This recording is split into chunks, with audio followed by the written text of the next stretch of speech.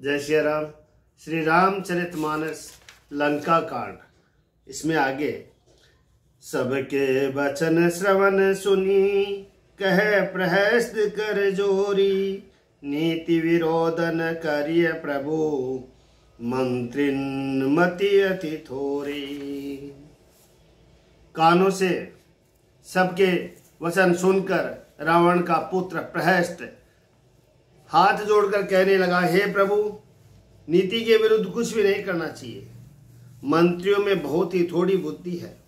ये सभी मूर्ख मंत्री मुंह देखी कह रहे हैं, हे नाथ, इस प्रकार की बातों से पूरा नहीं पड़ेगा।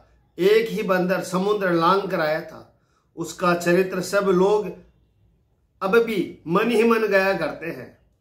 उस समय तुम लोगों में से किसी को भूख नहीं थी। बंदर तो तुम्हारा भोजन ही है, फिर नगर जलाते समय उसे पकड़कर क्यों नहीं खा लिया?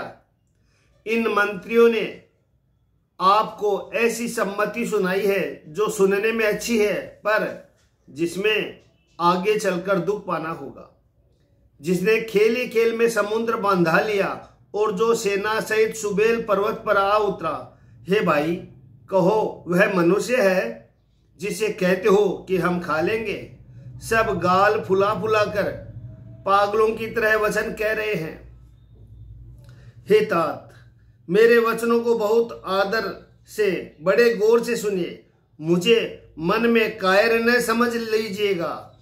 प्रिय बानी जे सुनहि जे कहि, ऐसे नर निकाय जग अहि। जगत में ऐसे मनुष्य झुंड के झुंड बहुत अधिक है, जो प्यारी यानी मुंह पर मीठी लगने वाली बातें तो सुनते हैं और कहते हैं। जगत में ऐसे मनुष्य झुंड के झुंड है, जो प्यारी बात ही सुनते और कहते हैं। हे प्रभु, सुनने में कठोर परंतु परिणामों में परम हितकारी वचन जो सुनते और कहते हैं, वे मनुष्य बहुत ही थोड़े ही हैं। नीति सुनिए, उसके अनुसार पहले दूत भेजिए, फिर सीता को देखकर श्री राम जी से प्रीति कर लीजिए। यदि वे स्त्री पाकर लौट जाए तब तो झगड़ा न बढ़ाइए, नहीं तो यदि न फिरे तो हे तात, सम्मुख युद्ध भूमि में उनसे हठपूर्वक डटकर मारकाट कीजिए। हे प्रभु, यदि आप मेरी यह सम्मति मानेंगे तो जगत में दोनों ही प्रकार से आपका सुयश होगा। रावण ने गुस्से में भरकर पुत्र से कहा, रे मूर्ख, तुझे ऐसी बुद्धि किसने सिखाई है? अभी से हृदय में संदेह हो रहा है। हे पुत्र, तू तो बांस की जड़ में दमोई हुई। तू मेरे वंश के अनुकूल या अनुरूप नहीं हुआ। पिता की अत्यंत घोर और कठोर वाणी सुनकर प्रहस्त ये कड़े वचन कहता हुआ घर को चला गया कि हित मत तो हिन लागत कैसे, काल विभस कहूं भेषज जैसे। संध्या समय जानी दस सीसा, बवन चलो निरखत भुज भीसा। हित की सलाह आपको कैसे नहीं लगती, आप पर कैसे असर नहीं करती, जैसे मृत्यु के वश हुए रोगी को दवा नहीं लगती। संध्या का समय जानकर रावण अपने 20 भुजाओं को देखता हुआ महल को चला। लंका की चोटी पर एक अत्यंत विचित्र महल था। वहां नाच गान का अखाड़ा जमता था। रावण उस महल में जाकर बैठ गया। किन्नर उसके गुण समूह को गाने लगे।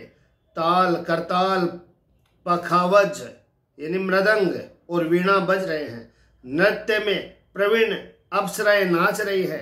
वह निरंतर सैकड़ों इंद्रों के सम्मान भोग विलास करता रहता है। यद्यपि श्री राम जी सरीखा अत्यंत प्रबल शत्रु सिर पर है, फिर भी उसको न तो चिंता है और न डर ही है। यहाँ श्री रघुवीर सुबेल पर्वत पर सेना की बड़ी भीड़ बहुत बड़ा समूह के साथ उतरे।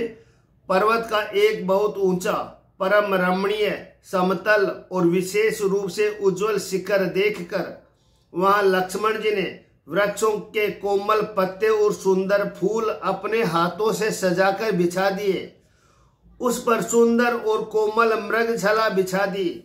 उसी आसन पर कृपालु श्री राम जी विराजमान थे। प्रभु श्री राम जी वानरराज सुग्रीव की गोद में अपना सिर रखे हैं। उनकी बाईं ओर धनुष तथा दाहिनी ओर तरकस रखा है। वे अपने दोनों कर कमलों से बाण सुधा रहे हैं। विभीषण जी कानों से लगाकर सलाह कर रहे हैं। परम भाग्यशाली अंगद और हनुमान अनेक प्रकार से प्रभु के चरण कमलों को दबा रहे हैं। लक्ष्मण जी कमर में तरकस कसे और हाथ में धनुष बाण लिए वीरासन से प्रभु के पीछे सुशोभित है। इस प्रकार कृपा रूप सौंदर्य और गुणों के धाम श्री राम जी विराजमान है। वे मनुष्य धन्य हैं जो सदा इसी ध्यान में लो लगाए रहते हैं। पूर्व दिशा की ओर देखकर प्रभु श्री राम जी ने चंद्रमा को उदय हुआ देखा। तब वे सबसे कहने लगे, चंद्रमा को तो देखो कैसा सिंह का सा निडर है। चंद्रमा को तो देखो कैसा सिंह के समान निडर है।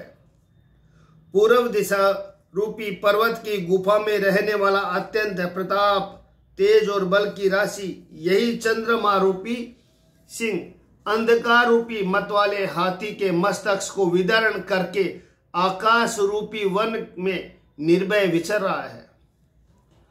बितुरे नभे मुकुता हल तारा निशि सुंदरी केर सिंगारा। आकाश में बिखरे हुए तारे मोतियों के समान है जो रात्रि रूपी सुंदर स्त्री के श्रृंगार है। प्रभु ने कहा, भाइयों चंद्रमा में जो कालापन है वह क्या है? अपने अपनी बुद्धि के अनुसार कहो। सुग्रीव ने कहा, हे रघुनाथ जी सुनिए, चंद्रमा में पृथ्वी की छाया दिखाई दे रही है। किसी ने कहा, चंद्रमा को राहु ने मारा था, वह चोट का काला दाग हृदय पर पड़ा हुआ है।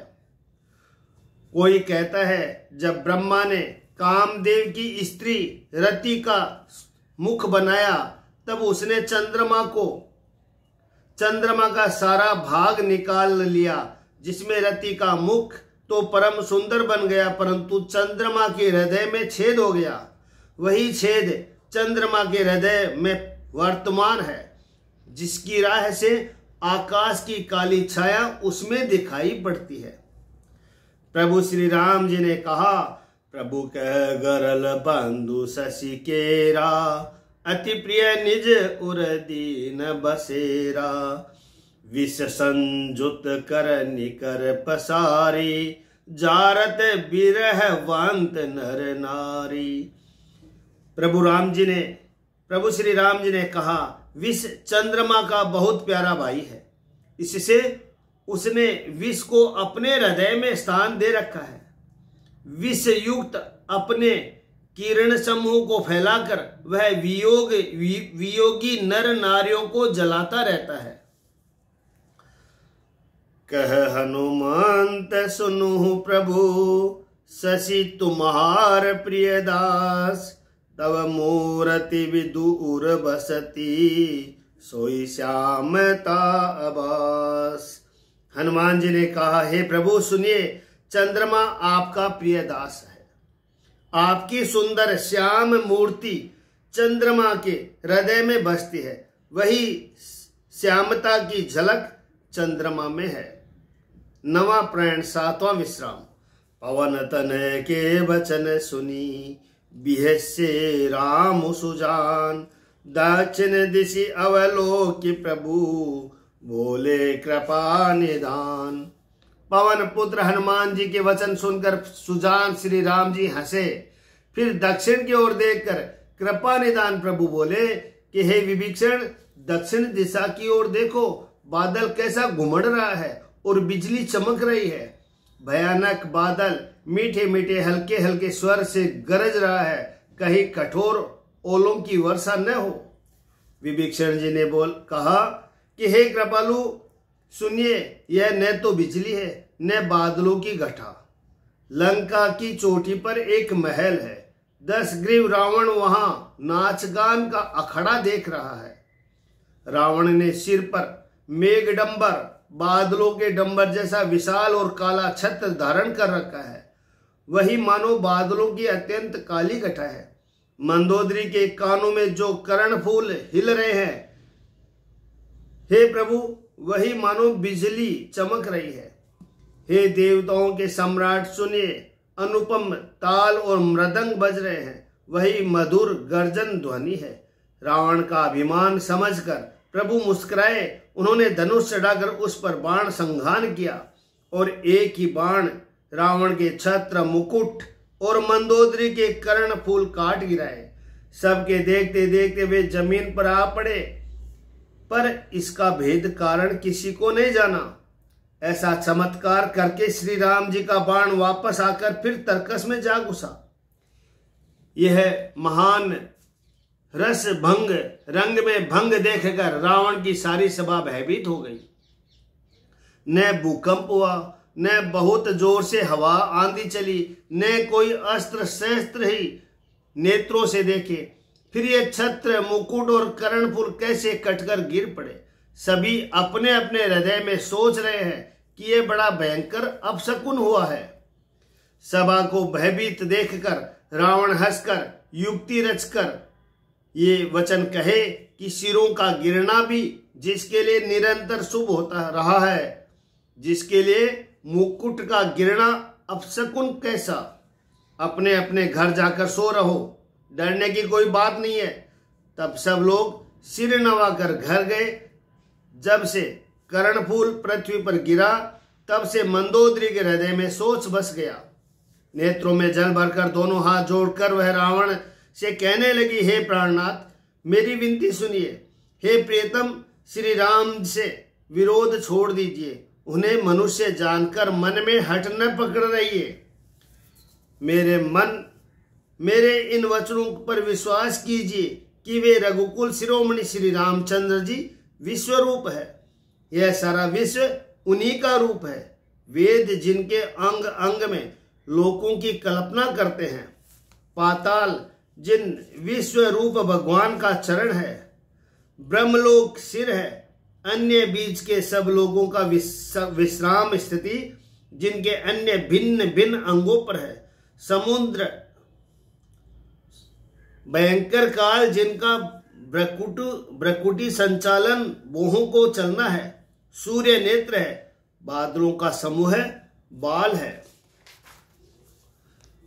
अश्वनी कुमार जिनका नासिका है, रात और दिन जिनके अपार निमेष पलक मारने वाला और खोलना, पलक मारना और खोलना है, दसों दिशाएं कान है, वेद ऐसा कहते हैं, वायु श्वास है, वेद जिनकी अपनी वाणी है, लोभ जिनका अधर यानी होठ है, यमराज भयानक दांत है, माया हंसी है, दिग्पाल भुजाएं हैं और अग्नि मुख है, वरुण जीव है, उत्पत्ति पालन और प्रलय जिनकी चेष्टा क्रिया है, 18 प्रकार की असंख्यक वनस्पतियां जिनकी रोमावली है, पर्वत अस्थियां है, नदियां नसों का जाल है, समुद्र पेट है और नरक जिनकी नीचे की इंद्रियां है। इस प्रकार प्रभु विश्वमय है, अधिक कल्पना क्या की जाए। अहंकार शिव बुद्धि अज मन शशि चित महान, मनुज बास सचराचर रूप राम भगवान। शिव जिनका अहंकार है, ब्रह्मा बुद्धि है, चंद्रमा मन है और महान विष्णु ही चित है। उन्हीं चराचर रूपी भगवान श्री राम जी ने मनुष्य रूप में निवास किया है। अस विचार सुनु प्राणपति, प्रभु सन भैरव बिहाई, प्रीति करहु रघुबीर पद, मम अहिवात न जाई। हे प्राणपति, सुनिए, ऐसा विचार कर प्रभु से वैर छोड़कर श्री रघुवीर के चरणों में प्रेम कीजिए, जिससे मेरा सुहाग न जाए। पत्नी के वचन कानों से सुनकर रावण खूब हंसा और बोला, ओ मोह अज्ञान की महिमा बड़ी बलवान है। स्त्री का स्वभाव सब सत्य ही कहते हैं कि उसके हृदय में 8 अवगुण सदा रहते हैं। साहस अनृत अचपलता माया, भय अविवेक असोच अदाया, रिपुकर रूप सकल ते गावा, अति विशाल भय मोहि सुनावा। साहस, झूठ, चंचलता, माया, छल, भय यानी डरपोकपन, अविवेक यानी मूर्खता, अपवित्रता और निर्दयता। तूने शत्रु का सम्रण रूप गाया, तूने शत्रु का समग्र विराट रूप गाया और मुझे उसका बड़ा भारी भय सुनाया। हे प्रिय, वह सब यह चराचर विश्व तो स्वभाव से ही मेरे वश में है। तेरी कृपा से मुझे यह अब समझ पड़ा है। हे प्रिय, तेरी चतुराई में जान गया। तू इस प्रकार इसी बहाने मेरी प्रभुता का बखान कर रही है। हे मृगनयनी, तेरी बातें बड़ी रहस्य भरी है, समझने पर सुख देने वाली और सुनने से भय छुड़ाने वाली है। मंदोदरी ने मन में निश्चय कर लिया कि पति को कालवश मति भ्रम हो गया है। इस प्रकार अज्ञानवश बहुत से विनोद करते हुए रावण को सवेरा हो गया। तब स्वभाव से ही निडर और घमंड में अंधा लंकापति सभा में गया। फूलई फरई न बेत, जद्यपि सुधा बरसहि जलद, मूर्ख हृदय न चेत, जो गुर मिलहि बिरंची सम। यद्यपि बादल अमृत सा जल बरसाते हैं तो भी बेत फूलता फलता नहीं, इसी प्रकार चाहे ब्रह्मा के सम्मान भी ज्ञानी गुरु मिले तो भी मूर्ख के हृदय में ज्ञान नहीं होता। जय श्री राम।